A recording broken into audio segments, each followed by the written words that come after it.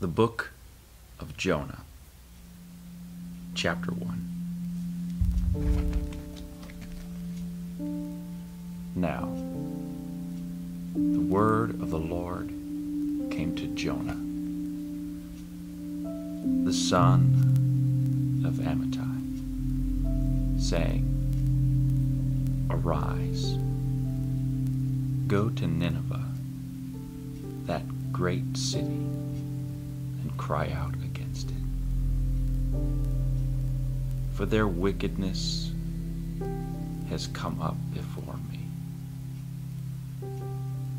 But Jonah arose to flee to Tarshish from the presence of the Lord. He went down to Joppa and found a ship going to Tarshish. So he paid the fare and went down into it to go with them to Tarshish from the presence of the Lord. But the Lord sent a great wind out on the sea, and there was a mighty tempest on the sea, so that the ship was about to be broken up. Then the mariners were afraid, and every man cried out to his God, and threw the cargo that was in the ship into the sea to lighten the load.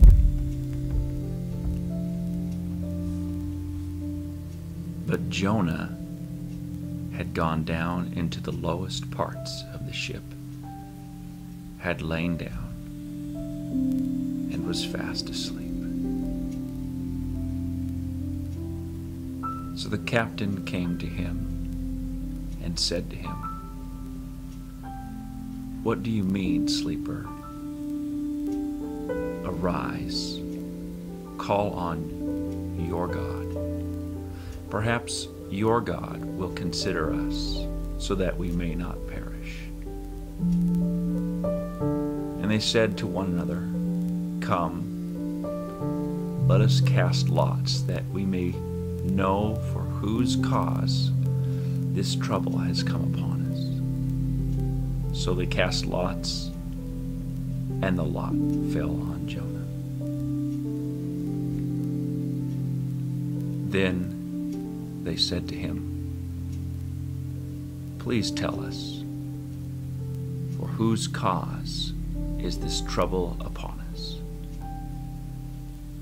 What is your occupation, and where do you come from?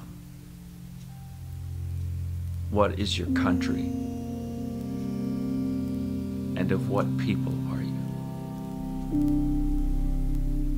So he said to them, I am a Hebrew, and I fear the Lord, the God of heaven, who made the sea and the dry land.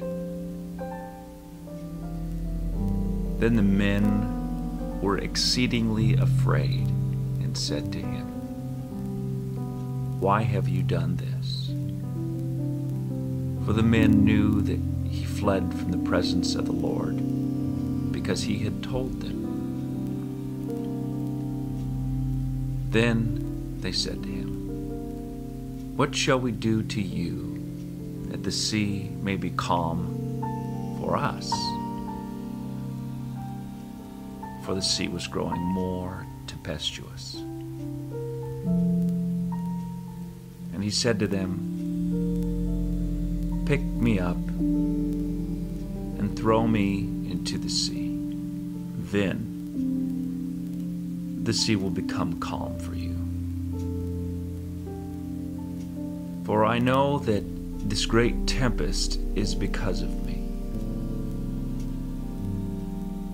Nevertheless, the men rowed hard to return to land, but they could not,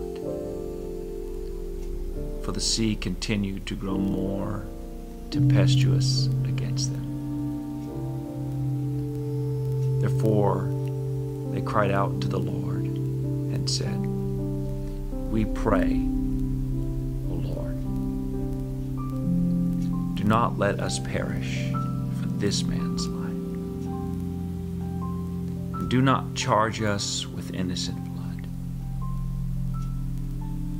For you, O Lord, have done as it pleased you." So they picked up Jonah, threw him into the sea, and the sea ceased from its raging. Then the men feared the Lord exceedingly and offered a sacrifice to the Lord and took vows. Now, the Lord had prepared a great fish to swallow Jonah, and Jonah was in the belly of the fish 3 days and 3 nights. Chapter 2. Then Jonah prayed to the Lord his God from the fish's belly and said, "I cried out to the Lord because of my affliction, and he answered me. Out of the belly of Sheol I cried, and you heard my voice. For you cast me into the deep, into the heart of the seas, and the floods surrounded me. All your billows and your waves passed over me.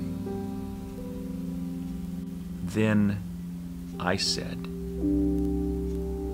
I have been cast out of your sight. Yet I will look again toward your holy temple.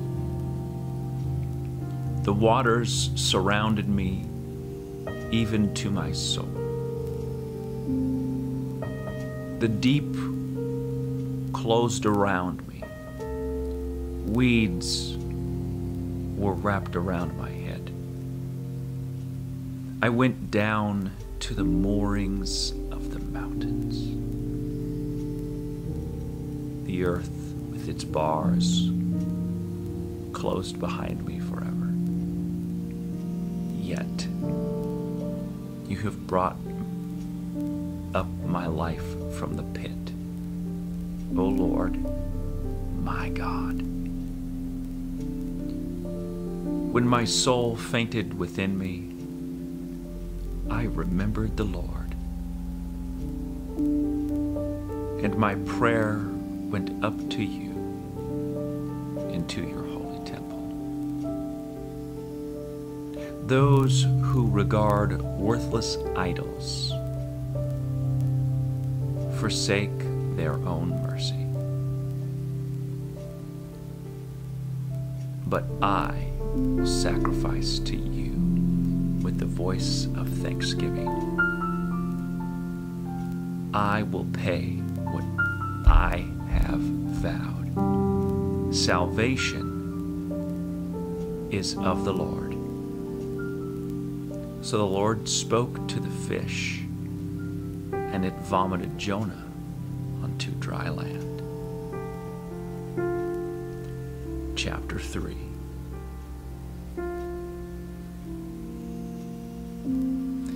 Now, the word of the Lord came to Jonah the second time, saying, Arise, go to Nineveh, that great city, and preach to it the message that I tell you.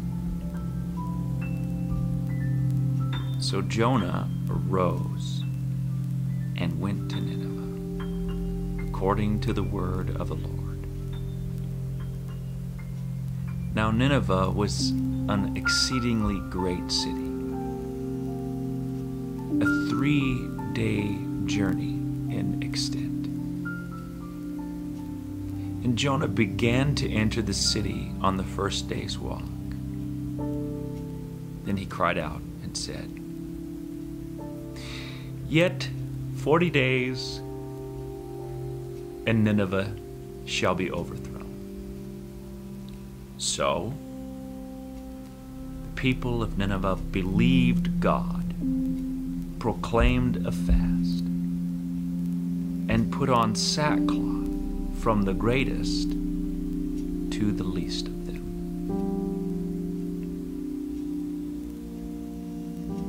Then the word came to the king of Nineveh.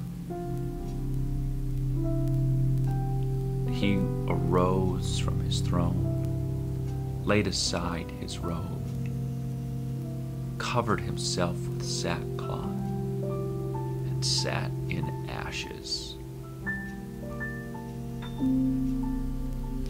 And he caused it to be proclaimed and published throughout Nineveh by the decree of the king and his nobles, saying, "Let neither man nor beast, herd nor flock, taste anything. Do not let them eat or drink water.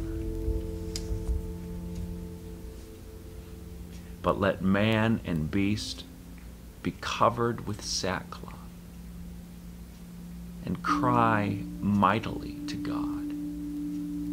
Yes, let everyone turn from his evil way and from the violence that is in his hands."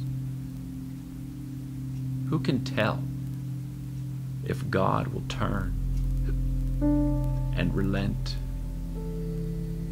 and turn away from his fierce anger so that we may not perish? Then God saw their works, that they turned from their evil way, and God relented from the disaster that he had said he would bring upon them, and he did not do it. Chapter 4. But it displeased Jonah exceedingly, and he became angry.